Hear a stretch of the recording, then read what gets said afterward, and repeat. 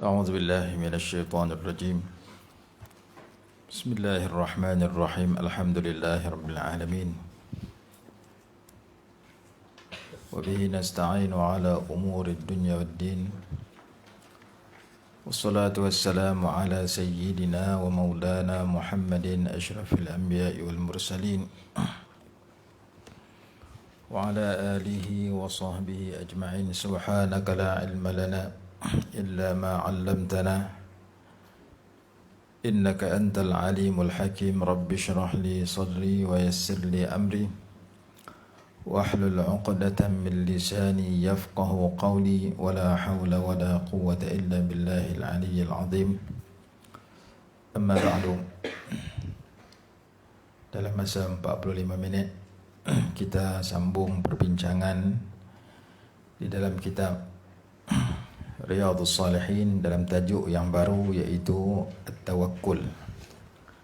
Bab yang ke-7, tajuk yang ke-7 di dalam kitab Riyadhus Salihin, iaitu kitab Babul Yaqin wat Tawakkul. Bab yakin dan bertawakal kepada Allah Subhanahu wa taala. Tajuk sebelum ni bab At-Taqwa. Bab taqwa kita bincangkan dalam 30-40 pertemuan, hanya mengambil masa hanya beberapa ayat, sebahagian daripada ayat Quran tentang taqwa. Ada satu kitab menceritakan taqwa itu terdapat lebih pada 150 ayat yang membicarakan tentang taqwa, dan saya hanya sempat tak sampai 50 ayat. Jadi ada 100 ayat lagi. Cuma yang tu ada masa lain kita bincang. Kerana kita nak masuk tajuk baru, maka tajuk taqwa kita tinggalkan, walaupun baru 1/3 daripada ayat-ayat yang berkaitan dengan taqwa yang kita bincangkan. Ada lagi 2/3, lebih kurang 100 ayat yang belum kita bincangkan. Kalau kita sambung yang tu, berarti lagi banyaklah, lagi lambatlah tajuk baru yang kita nak bicarakan. Jadi dalam masa 4 hari di sini, dalam kuliah subuh, kita masuk tajuk baru, iaitu Bab Al-Yaqin wat Tawakkul. Bab yakin dan tawakal kepada Allah Subhanahu wa taala. Dalam hadis dikatakan tidak diberikan kepada seseorang suatu pemberian setelah yakin itu melainkan al-afiyah, kesejahteraan. Jadi pemberian yang pertama yang istimewa yang Allah bagi kepada kita, yang pertama al-yaqin, al-iman wal yaqin. Yang kedua al-afiyah. Sallallahu al-afiyah fid dunya wal akhirah. Mintalah kepada Allah kesejahteraan di dunia dan di akhirat. Jadi ada nikmat yang nama dia nikmat keimanan. Ada nikmat yang nama dia nikmat al-amali bimuqtadal iman, beramal dengan tuntutan iman. Ada nikmat yang dinamakan sebagai nikmatul afiyah, nikmat sihat wal afiat. Ada nikmat yang dinamakan nikmatul waqti, nikmat diberikan waktu, yang dipersia-siakan oleh sebahagian manusia apabila dia dapat sihat dan waktu, dia tidak isi dengan sihat, dengan waktu, dengan kebaikan. Sehingga kan Nabi SAW menegaskan, ni'matani maghbunun fihima kathirun minan nas, as-sihhatu wal faragh. Ada 2 nikmat yang banyak manusia persia-siakan, rugi bagi mereka, nikmat sihat dan nikmat masa lapang. Atas dasar itu, ada ulama menyenaraikan nikmat-nikmat yang Allah bagi kepada kita. Nikmat yang terbesar, nikmat iman dengan Islam. Nikmat yang terbesar mempunyai keyakinan yang betul, dan kita dituntut berdoa minta keyakinan. Dalam doa tahajud disebutkan wa yaqinan sadiqa, keyakinan yang betul. Dalam satu doa yang lain, wa minal yaqini ma tuhawwinu bihi alaina masaibad dunya. Gunakan kepada keyakinan kepada kami yang menyebabkan kami merasa remeh, merasa ringan musibah-musibah keduniaan yang dihadapi. Jadi memohon keimanan yang betul. Allahumma ahyina bil iman, hidupkan kami dengan iman. Wa amitna bil iman, matikan kami dengan iman. Wahsyurna bil iman, bangkitkan kami, himpunkan kami di padang mahsyar dengan iman. Wa adkhilnal jannata ma'al iman, dan masukkan kami ke dalam syurga bersama iman. Ulama menyenaraikan beberapa contoh bagaimana kita nak meyakini kepada kewujudan Allah Subhanahu wa taala. Ada satu kitab ceritakan dihuraikan kenyataan ulama 4 mazhab, Imam Malik, Imam Abu Hanifah, Imam Syafi'i, Imam Ahmad ibn Hanbal, di dalam mendatangkan bukti di atas kewujudan Allah Subhanahu wa taala. Imam Syafi'i berkata tentang daun yang dimakan oleh binatang yang berbeza mengeluarkan hasil yang berbeza. Daun dimakan oleh ulat sutera mengeluarkan sutera. Daun dimakan oleh kambing mengeluarkan tik kambing. Daun yang sama dimakan oleh binatang yang berbeza mengeluarkan produk yang berbeza. Menunjukkan ada pencipta yang berkehendak kepada berbezanya hasil daripada sesuatu. Ada lagi ulama kata wal biharu zatul amwaj, jalan yang laut daratan yang mempunyai jalan zatu fijaj, jalan yang berbagai, lautan yang punya ombak, menunjukkan kepada kewujudan Allah Subhanahu wa taala.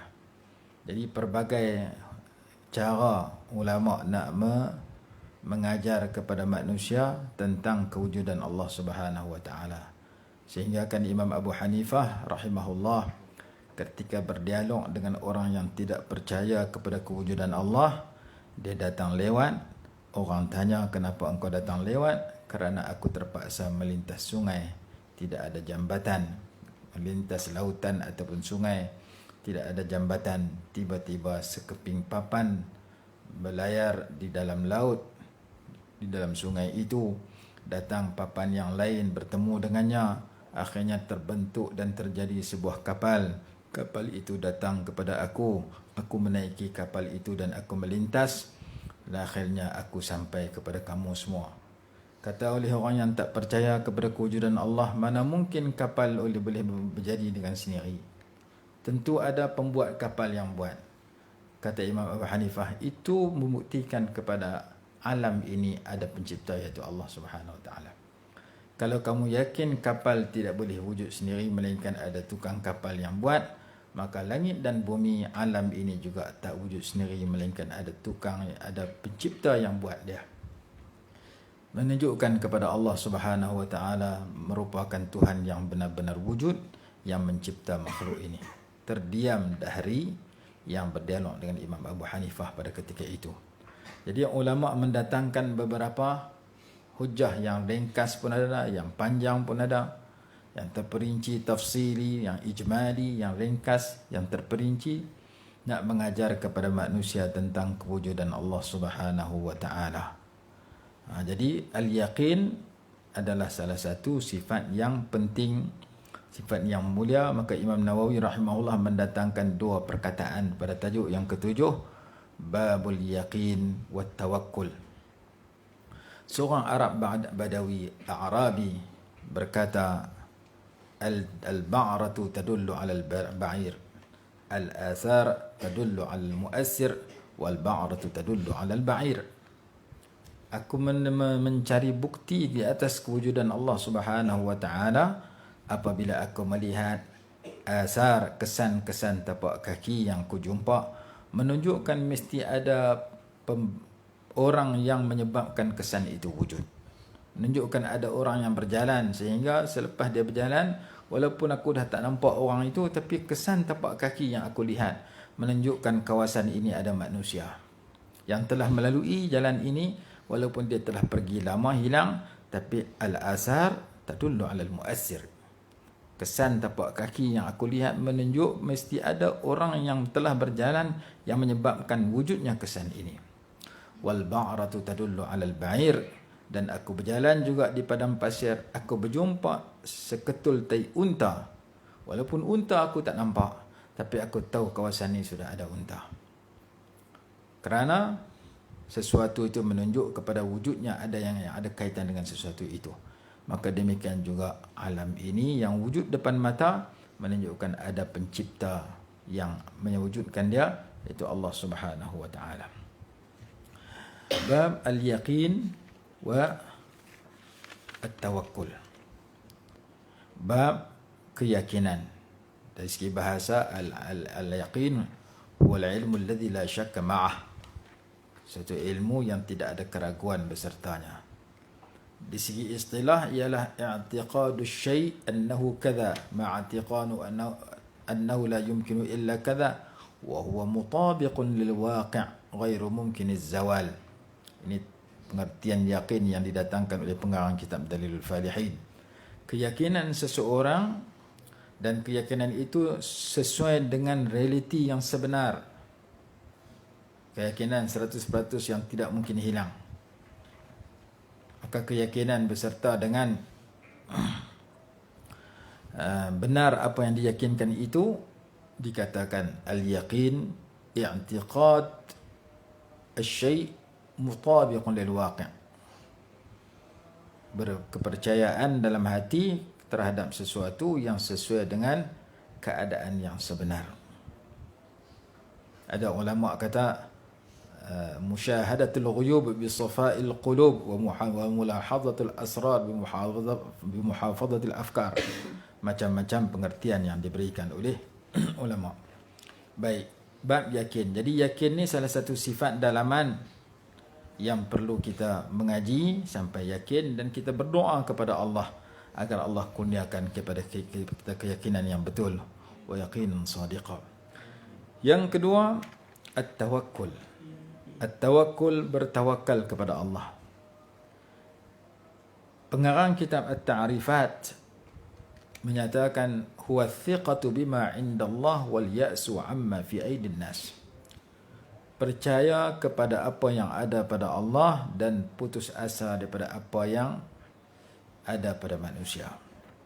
Al-Imam Ibn Ajibah rahimahullah menyebut dalam kitabnya Mi'rajut Tashawuf ila Haqa'iqit Tasawuf, thiqatul qalbi billah hatta la ya'tabida ala syai'in siwah. Keyakinan hati kita kepada Allah sehingga kita tidak berpegang kepada sesuatu yang lain. Awit ta'alluq billah wa ta'wilu alaihi fi kulli syai'. Bergantung, berpegang kepada Allah dalam segala sesuatu. Kerana Allah Maha berkuasa atas segala sesuatu. Wa an takuna fi yadillahi awthaqa minka bima fi yadik. Apa yang ada daripada Allah itu lebih kamu percaya daripada apa yang ada pada sisi kamu. Imam Abu Sa'id Al-Kharraz di dalam kitab At-Tariq ila Allah berkata, at-tawakkul huwa at-tasdiq lillahi azza wa jalla wal-i'timadu alayhi was-sukunu ilayhi wat-tuma'ninatu ilayhi fi kulli ma dhamina wa ikhrajul hammi min al-qalbi bi umuri ad-dunya wal-rizqi wa fi kulli amrin takaffala Allah bih. Dia kata keyakinan, kepercayaan kepada Allah, berpegang kepada Allah, tenang kepada apa yang Allah jamin, mengeluarkan duka cita daripada hati dalam perkara dunia dan rezeki, dan dalam setiap perkara yang Allah telah jamin. Fatawakkul 'ala Allah tafwidul amri ilaih. Tawakal kepada Allah itu menyerahkan segala urusan kepada Allah, wali'timadu fi jami'il ahwali alaih, dan berpegang dalam semua keadaan kepada Allah, wattabarru'u minal hauli wal quwwati lah, dan membebaskan diri daripada mengakui kekuatan dan kemampuan pada diri sendiri, melainkan hanya kepada Allah. La haula wa la quwwata illa billah. Kita wa huwa martabatun qalbiyyatun. Ia adalah satu kedudukan, satu sifat yang ada dalam hati. Jadi tawakal ni sifat hati. Dalam masa yang sama, la ta'arudha baina at-tawakkul 'ala Allah wa baina al-'amal wa ittikhadhil asbab.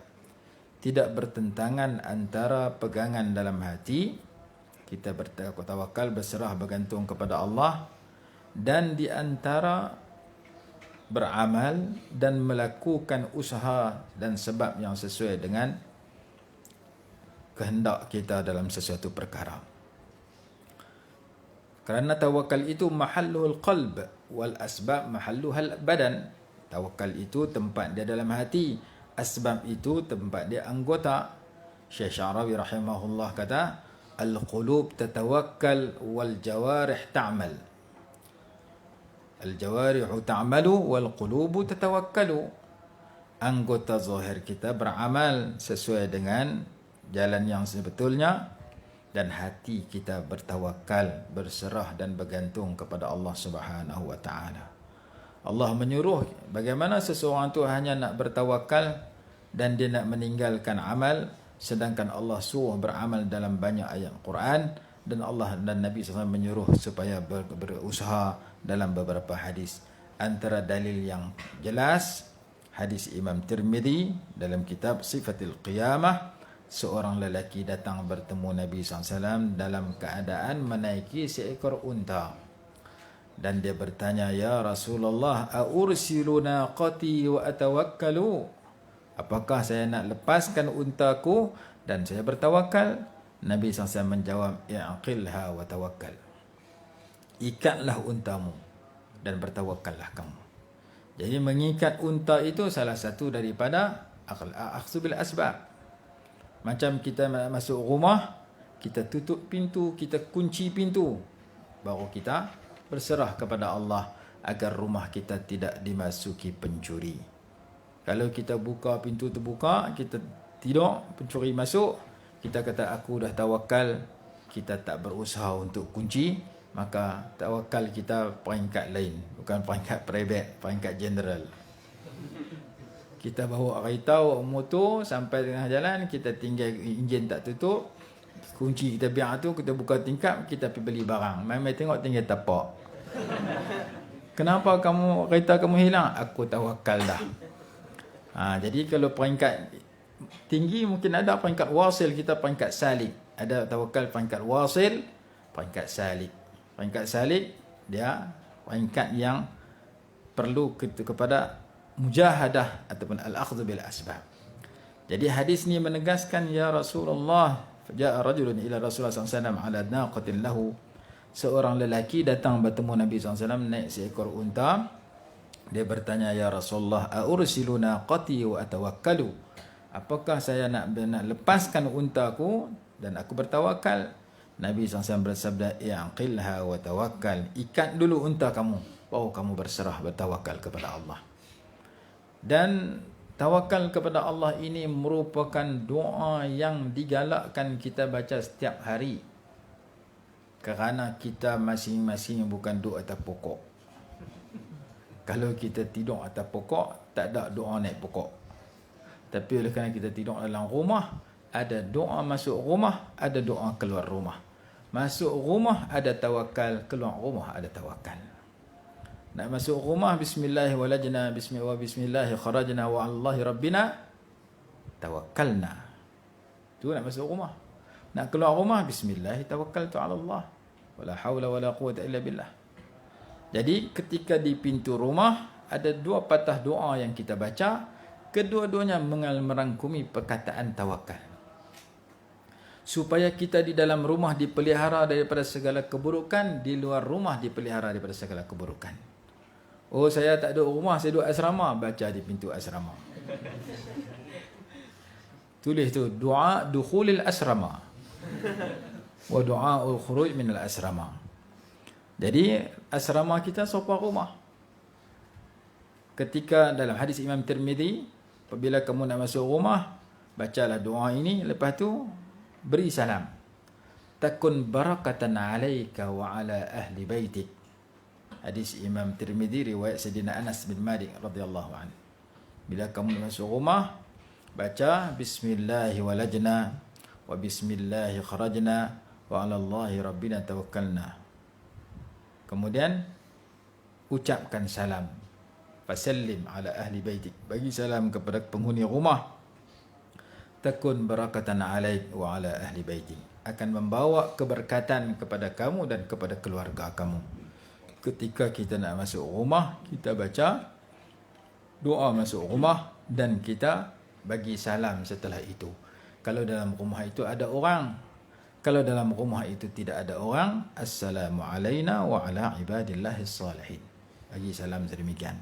Seperti kita nak masuk hotel, kita nak masuk homestay, kita nak masuk rumah kita sendiri yang kita tahu dalam rumah kita tidak ada sesiapa, maka bacalah salam seperti dalam sembahyang.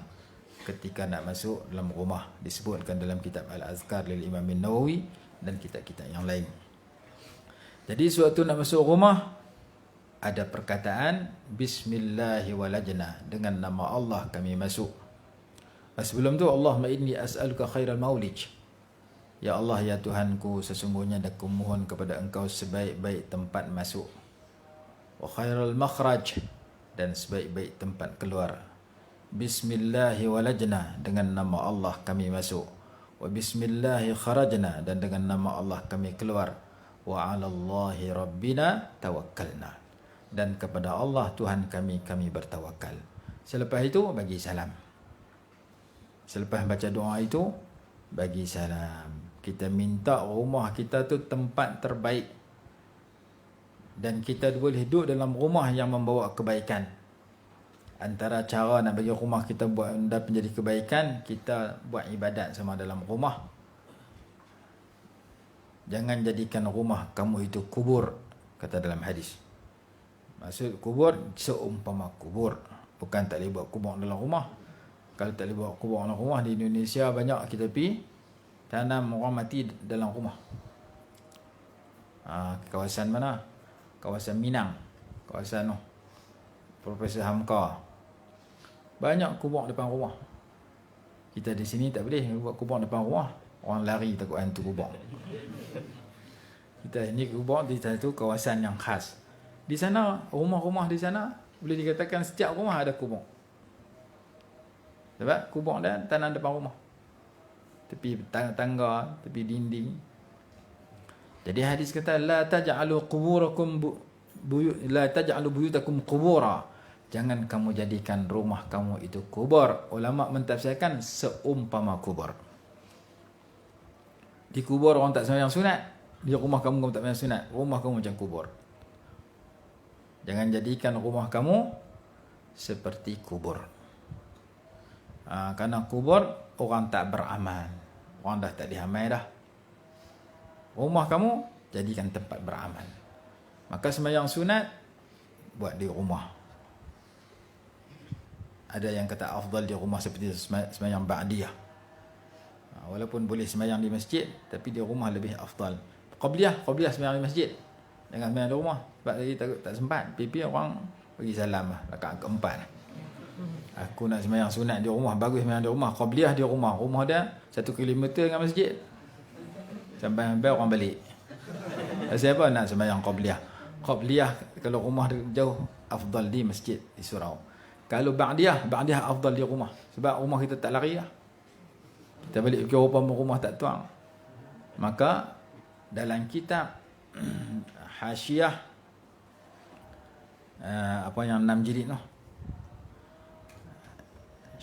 Hasyiah kepada Muqaddimah Hadramiyah At-Tirmasi, macam mana Hasyiah? 6 jilid. 1 jilid tu baik ni, 6 jilid. Dalam tu disebut senarai sembahyang-sembahyang yang afdal di rumah, senarai sembahyang-sembahyang yang afdal di masjid, sembahyang sunat.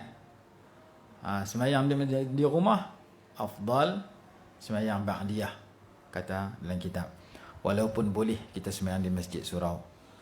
Tu disebutkan la taj'alu buyutakum maqabir. Jangan jadikan rumah kamu itu seperti kubur. Maksudnya di kubur orang tak beramal. Si mati sudah tak bangkit, tak beramal. Kita di rumah kita pun tidak ada amalan, hanya menonton TV, hanya tengok handphone, sembahyang sunat tak, baca Quran tak, zikir tak dalam rumah. Jangan biarkan rumah kamu seperti kubur, tidak dilakukan amalan di dalam rumah kamu. Maka kita minta rumah kita tu rumah yang baik sebelum masuk rumah. Dan ada doa dalam Quran, kalau tak silap dalam surah Al-Mu'minun, Rabbi anzilni munzalan mubarakan wa anta khairul munzilin. Ya Allah, ya Tuhanku, tempatkanlah aku di tempat yang diberkati dan engkaulah sebaik-baik pemberi penempatan. Kalau tak silap tu doa Nabi Nuh alaihi salatu wassalam. Surah apa tak ingat, Mukminun ke surah Hud ke apa. Tengok dalam Quran. Rabbi anzilni munzalan mubarakan wa anta khairul munzilin. Ya Allah, ya Tuhanku, tempatilah aku di tempat yang bertambah kebaikan. Itu Rabb munzalan mubarakan. Wa anta khairul munzilin. Engkaulah sebaik-baik tempat pemberi penempatan. Dan ada doa yang dibaca oleh Nabi Nuh di akhir surah Nuh. Di antara yang disebutkan di situ ialah ampunkan dosaku dan dosa orang yang masuk ke dalam rumahku dalam keadaan beriman. Ujung surah Nuh, ayat terakhir surah Nuh. Waliman dakhala baiti mu'minan. Ayat dia punya gitu. Ada ulama dia tulis di rumah dia baca. Untuk diri dia, untuk tetamu yang masuk dalam rumah dia. Wala taziduz zalimuna illa wala taziduz zalimina illa khasara. Ayat macam mana? Ujung surah Nuh. Nanti tengok doa tu. Dibaca oleh tuan rumah ketika tetamu main rumah dia, supaya tetamu tu dapat keampunan Allah. Ampunkan dosaku, ampunkan dosa liman dakhala baiti ya mu'minan, kepada orang beriman, yang setiap orang beriman yang masuk dalam rumah aku. Kita doa kepada tetamu kita. Tetamu pun doa kat kita. Akala ta'amakumul abrar wa sallat alaikumul malaikah wa dzakarakumullahu fiman indah. Tuan rumah doa kat tetamu, tetamu doa kat tuan rumah. Jadi ketika kita nak masuk rumah, ada doa bertawakal kepada Allah. Ketika nak keluar rumah, bismillah tawakkaltu ala Allah. Dengan nama Allah aku bertawakal kepada Allah. Aku berserah kepada Allah. Hatiku bergantung dan kepada Allah Taala. Wala haula wala quwwata illa billah. Tidak ada daya dan tidak ada kekuatan melainkan dengan Allah. Tidak ada daya untuk mengelak daripada segala maksiat, tidak ada kekuatan untuk melakukan segala taat melainkan hanya dengan pertolongan Allah. Itu tafsiran la haula wala quwwata illa billah yang disebut di awal kitab Dalilul Falihin berdasarkan hadis. La haula ay haula an ma'siyatillah, wala quwwata ay wala quwwata ala ta'atillah, illa billah ay illa bi'aunillah subhanahu wa ta'ala. Jadi sebelum kita keluar rumah, kita baca dengan nama Allah. Kita bertawakal kepada Allah. Kemudian kita sebut tidak ada daya untuk mengelak diri daripada segala dosa maksiat. Kemudian kita sebut tidak ada kekuatan untuk melakukan sebarang taat melainkan hanya dengan pertolongan Allah. Kita serah, minta Allah tolong kita untuk kita jauh daripada segala dosa maksiat zahir dan batin. Dosa maksiat yang kecil dan yang besar. Sepanjang masa tak buat dosa 24 jam. Dan kita minta Allah bantu kita untuk duduk dalam taat dengan mengurniakan pertolongannya kepada kita. Doa itu ringkas tetapi merangkumi permohonan yang cukup besar. Karena betul kalau kita dah jadi orang tak buat maksiat. Bagus kalau kita jadi orang yang boleh buat taat. Seperti doa yang berbunyi wala takilni ila nafsi tarfata ainin wala aqalla min dhalika ya ni'mal mujib. Dengan kau serahkan daku kepada nafsuku walaupun sekelip mata, walaupun kurang daripada sekelip mata. Supaya kita tidak dipengaruhi oleh musuh yang bernama nafsu yang membawa kepada kejahatan, tidak dipengaruhi oleh syaitan yang kempen bawa kepada keburukan. Orang yang baca doa ini ketika nak keluar rumah diberikan beberapa perkara. Yuqalu lahu hudita wa kufita wa wuqita wa tanahha anhu syaitan.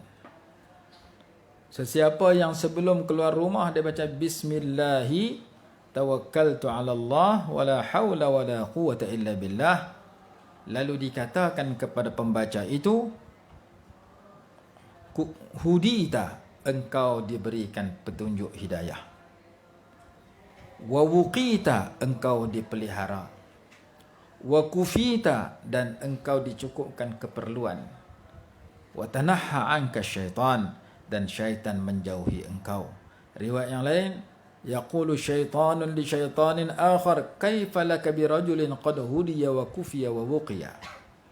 Syaitan berdialog sama-sama syaitan, bagaimana engkau nak boleh menyesatkan seseorang yang telah diberikan petunjuk, diberikan pemeliharaan, diberikan kecukupan kepada keperluan. Jadi orang yang boleh baca doa itu dapat 4 anugerah. Dalam kitab Al-Azkar, doa sebelum keluar rumah, riwayat Imam Abu Daud kalau tak silap, serta Imam Tirmizi dan lainnya. Jadi doa ini ringkas, tulis di pintu rumah.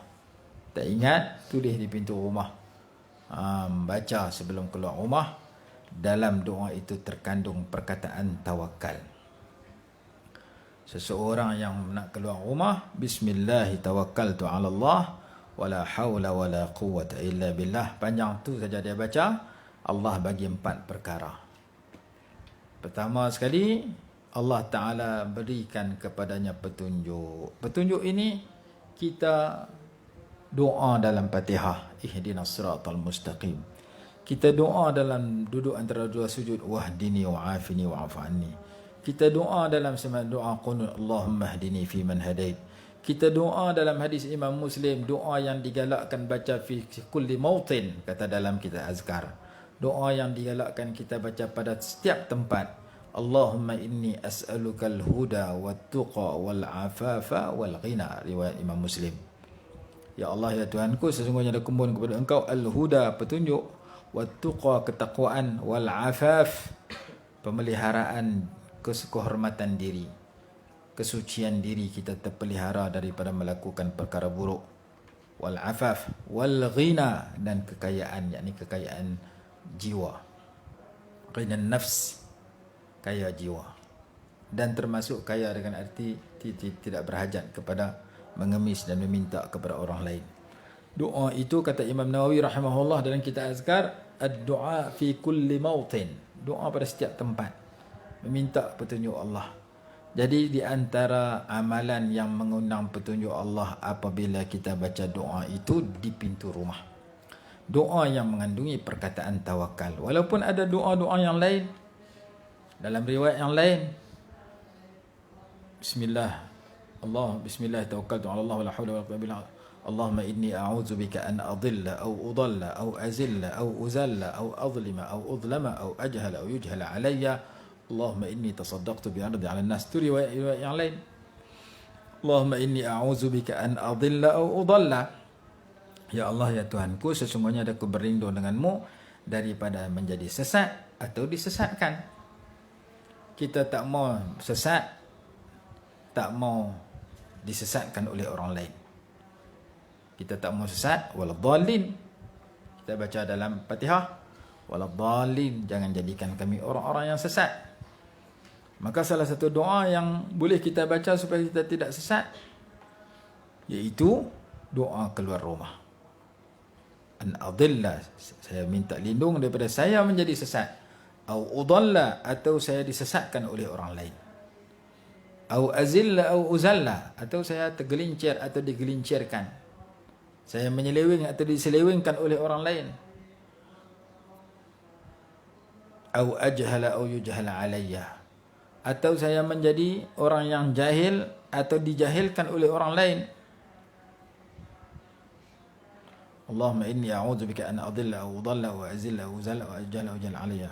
Itu di antara doa yang dibaca ketika keluar rumah. Baik. Jadi setiap orang yang membaca doa itu ketika keluar rumah diberikan 4 anugerah.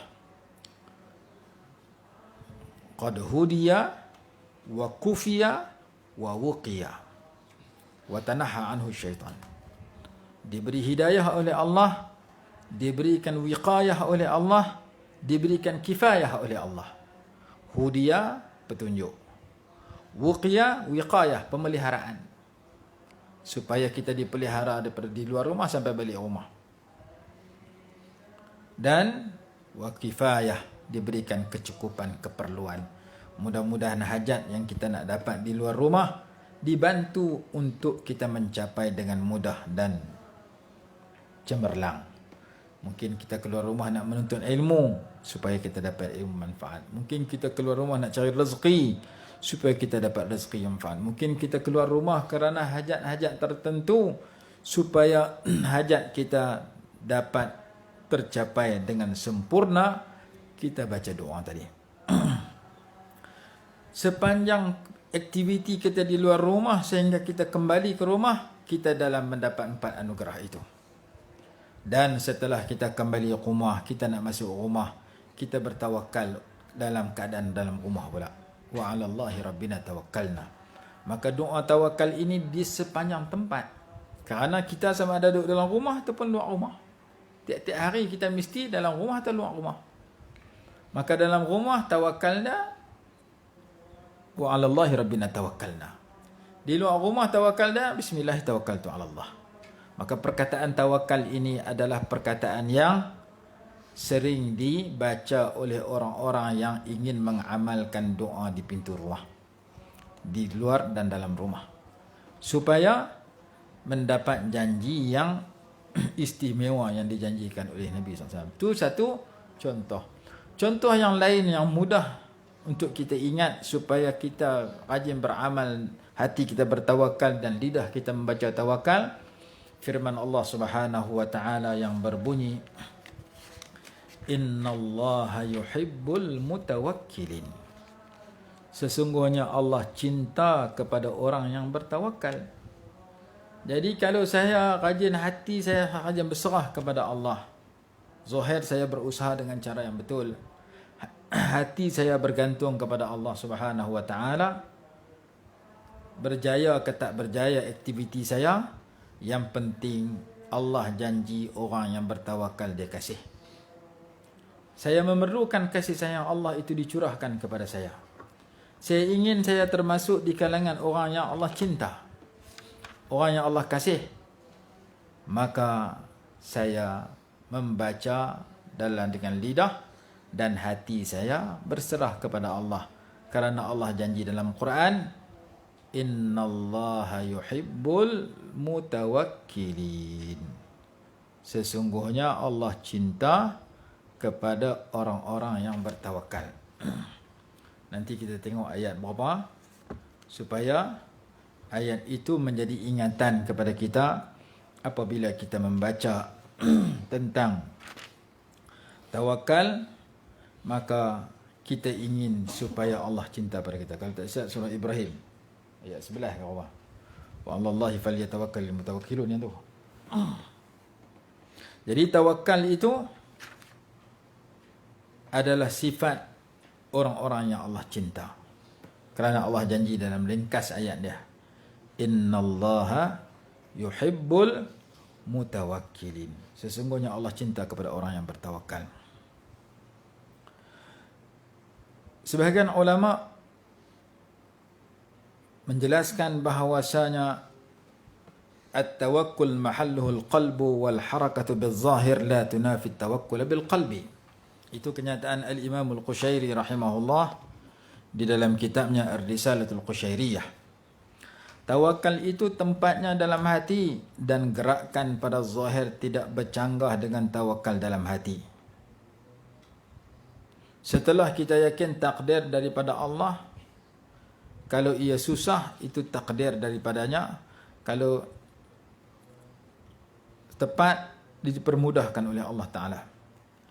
Al-Imam Al-Ghazali rahimahullah sebut dalam kitab Al-Arba'in fi Usuluddin, qad yadhunnu al-juhalu anna syart at-tawakkul tark al-asbab wa tarku at-tadawi wal istislam lil muhlikat wa dhalika khata'un.